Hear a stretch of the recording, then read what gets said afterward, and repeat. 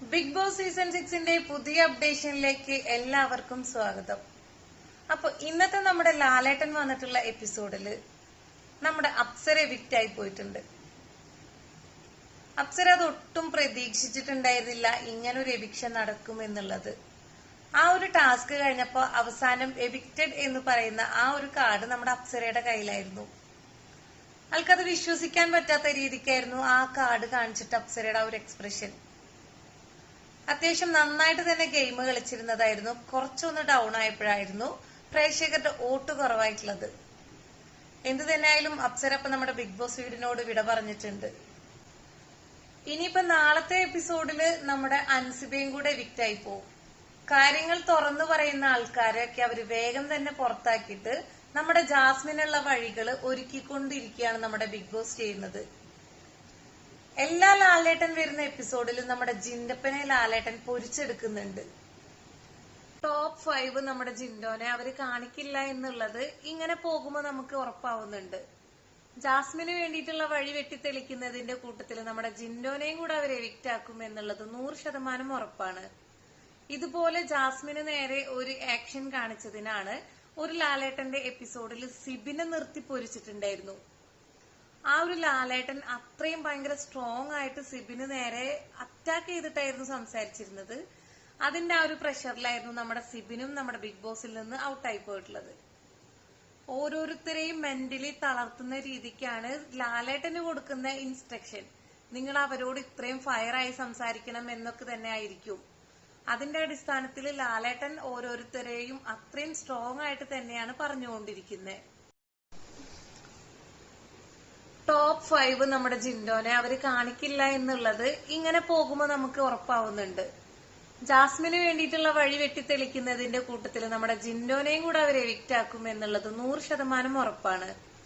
ഇതുപോലെ ജാസ്മിന് നേരെ ഒരു ആക്ഷൻ കാണിച്ചതിനാണ് ഒരു ലാലേട്ടന്റെ എപ്പിസോഡിൽ സിബിനെ നിർത്തി പൊരിച്ചിട്ടുണ്ടായിരുന്നു. ആ ഒരു ലാലേട്ടൻ അത്രയും ഭയങ്കര സ്ട്രോങ് ആയിട്ട് സിബിന് നേരെ അറ്റാക്ക് ചെയ്തിട്ടായിരുന്നു സംസാരിച്ചിരുന്നത്. അതിന്റെ ആ ഒരു പ്രഷറിലായിരുന്നു നമ്മുടെ സിബിനും നമ്മുടെ ബിഗ് ബോസിൽ നിന്ന് ഔട്ടായി പോയിട്ടുള്ളത്. ഓരോരുത്തരെയും മെന്റലി തളർത്തുന്ന രീതിക്കാണ് ലാലേട്ടന് കൊടുക്കുന്ന ഇൻസ്ട്രക്ഷൻ. നിങ്ങൾ അവരോട് ഇത്രയും ഫയറായി സംസാരിക്കണം എന്നൊക്കെ തന്നെ ആയിരിക്കും. അതിന്റെ അടിസ്ഥാനത്തിൽ ലാലേട്ടൻ ഓരോരുത്തരെയും അത്രയും സ്ട്രോങ് ആയിട്ട് തന്നെയാണ് പറഞ്ഞുകൊണ്ടിരിക്കുന്നത്. നമ്മുടെ ലാലേട്ടൻ എല്ലാ ആഴ്ചയിലും പറയുന്ന ഒരു കാര്യമുണ്ട്. പ്രേക്ഷകരുടെ വോട്ടിന്റെ അടിസ്ഥാനത്തിൽ ഇന്നയാള് നമ്മുടെ ഹൗസിൽ നിന്നും പുറത്തായിരിക്കുകയാണ്, അങ്ങനെ ഒരു വാക്ക് പറയാറുണ്ടല്ലോ. അത് വെച്ച് കണക്ക് കൂട്ടുകയാണെന്നുണ്ടെങ്കിൽ നമ്മുടെ ജിൻഡോയ്ക്ക് നല്ല വോട്ട് കിട്ടുന്നുണ്ട് പ്രേക്ഷകരുടെ. ജാസ്മിനേക്കാളും ഇരട്ടി വോട്ടാണ് ജിൻഡോയ്ക്ക് കിട്ടുന്നത്. അപ്പൊ എങ്ങനെ പോയി കഴിഞ്ഞാലും ജിൻഡോന് വോട്ടിന്റെ അടിസ്ഥാനം പറഞ്ഞുകൊണ്ട് ഇവർക്ക് അതിൽ നിന്നും എവിക്റ്റ് ആക്കേണ്ടത് കുറവാണ്. പിന്നെ ഈ വോട്ട് സ്പ്ലിറ്റ് ആയി പോയി അങ്ങനെ ഇങ്ങനെ എന്നൊക്കെ പറഞ്ഞിട്ടുള്ള കുറെ കഥകളും കാര്യങ്ങളും ഉണ്ടാക്കാനൊന്നും അവർക്ക് ഒട്ടും മടിയില്ലാത്തവരായതുകൊണ്ട് എങ്ങനെ പോയി കഴിഞ്ഞാലും ജിൻഡോനെ പുറത്താക്കാൻ വേണ്ടി കച്ചകെട്ടി ഇറങ്ങിയിരിക്കുകയാണ് ഈ ഒരു ടീം മൊത്തം. നമ്മുടെ ജിൻഡോ കുറെ എപ്പിസോഡിൽ പറയുന്നുണ്ട്, ബിഗ് ബോസേ എനിക്ക് കണ്ണട വേണട്ടാ, എനിക്ക് കണ്ണ് കാണില്ലട്ടാ എന്നൊക്കെ നമ്മൾ ലൈവ് കണ്ടുകൊണ്ടിരിക്കുന്ന നമ്മൾ ഒരുപാട് തവണ കേട്ടിട്ടുണ്ട്. പക്ഷെ ലാലേട്ടൻ ഇത് ആദ്യമായിട്ട് കേൾക്കുന്ന പോലെ ആട്ടോ ഇന്നത്തെ ആ ഒരു ലാലേട്ടന്റെ എക്സ്പ്രഷൻ ഉണ്ടായിട്ടുണ്ടായിരുന്നത്. അങ്ങനെ ഒരാൾക്ക് അത് കാണുന്നില്ല എന്നുണ്ടെങ്കിൽ അതിനനുസരിച്ച് അവരൊന്നും ഇതുവരെ ഒന്നും ചെയ്തിട്ടില്ല. ഇന്നത്തെ ആ ഒരു എപ്പിസോഡിലാണ് ലാലേട്ടൻ ഇങ്ങനെ ഉണ്ട് എന്ന് തന്നെ മനസ്സിലാവുന്നത്. അപ്പൊ തന്നെ നമുക്ക് മനസ്സിലാക്കാം ലാലേട്ടൻ എപ്പിസോഡ് ഒന്നും കണ്ടിട്ടല്ല ഈ ഒരു ശനിയും ഞായറും വരുന്നത്. അവര് കൊടുക്കുന്ന ആ ഒരു സ്ക്രിപ്റ്റിന്റെ അടിസ്ഥാനത്തിൽ മാത്രമായിട്ടാണ് ലാലേട്ടൻ സംസാരിച്ചുകൊണ്ടിരിക്കുന്നത്. പിന്നെ ലാലേട്ടന്റെ ചെവിയിൽ വെച്ചിട്ടുള്ള ആ ഒരു ഇയർബഡിന്റെ അടിസ്ഥാനത്തിലും. കഥയറിയാതെ ആട്ടമാടാന്നൊക്കെ കേട്ടിട്ടില്ലേ? അതാണ് നമ്മുടെ ലാലേട്ടനെ ഇതിൽ നമുക്ക് ശരിക്കും പറയാൻ പറ്റൂ. ഒന്നും അറിയാതെ അവര് കൊടുക്കുന്ന ആ ഒരു കാര്യത്തിന് മാത്രമായിട്ട് പറഞ്ഞുകൊണ്ടിരിക്കുന്നത്. ഈ ഒരു എപ്പിസോഡൊക്കെ ഫുള്ളായിട്ട് ഇരുന്ന് കാണാന് എവിടുന്നാ ഇത്രയും വലിയ ഒരു മനുഷ്യനൊക്കെ പറ്റുന്നത്? 24x7 ഒക്കെ ഇരുന്ന് കാണാന്നുണ്ടെങ്കിൽ ലാലേട്ടൻ വെറുതെ ഇരിക്കുന്ന നമ്മളെ പോലെ ചൊറിയും കുത്തിരിക്കുന്ന ഒരാളായിരിക്കണം. അപ്പൊ തന്നെ നമുക്ക് മനസ്സിലാക്കാം ഇത് ഇവർ എഴുതി കൊടുത്തിട്ട് ഇന്നതുപോലെ പറയണം എന്ന് പറഞ്ഞു കൊടുത്തതിന്റെ അടിസ്ഥാനത്തിൽ മാത്രമായിരിക്കും. പിന്നീട് അതിന്റെ ഇടയിൽ സംഭവിക്കുന്നത് അവര് കൊടുക്കുന്ന ആ ഒരു ഇൻസ്ട്രക്ഷൻ, ഇന്ന സമയത്ത് ഇന്നത് പറയുന്നുണ്ട് അപ്പൊ തന്നെ റിയാക്ട് ചെയ്യണം എന്നുള്ളത് കൊണ്ടും. നമ്മുടെ ഈ ഒരു ബിഗ് ബോസിന് ഒരു പ്രത്യേകത ഉണ്ട്.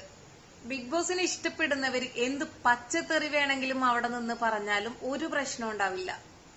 അല്ലാത്ത ഏതെങ്കിലും ഒരു പാവം ആൾക്കാര് എന്തെങ്കിലും ചെറിയൊരു ആക്ഷനോ കാര്യങ്ങളോ പറഞ്ഞു കഴിഞ്ഞാൽ അത് ഭയങ്കര ആനക്കാരിയായിട്ട് ഊതിപ്പെരിപ്പിക്കും.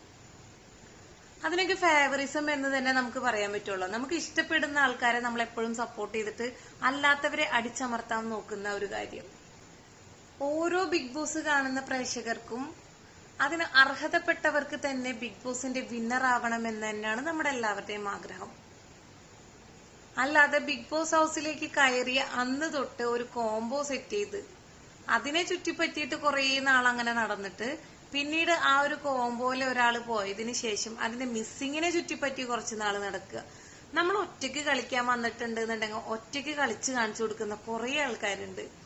അതിന് അർഹതപ്പെട്ടവര് അവർക്കായിട്ട് കൊടുക്കുക. നമ്മുടെ ലാലേട്ടന്റെ നാളത്തെ എപ്പിസോഡിനായിട്ട് നമുക്ക് കാത്തിരിക്കാം. നാളെ എന്തൊക്കെ അട്ടിമറിയാണ് അവിടെ കാണിച്ചു കൂട്ടുന്നത് എന്നൊന്നും നമുക്കറിയില്ലല്ലോ. അപ്പൊ നാളത്തെ എപ്പിസോഡിനായിട്ട് കാത്തിരിക്കാം. അതുവരേക്കും എല്ലാവരോടും ബൈ.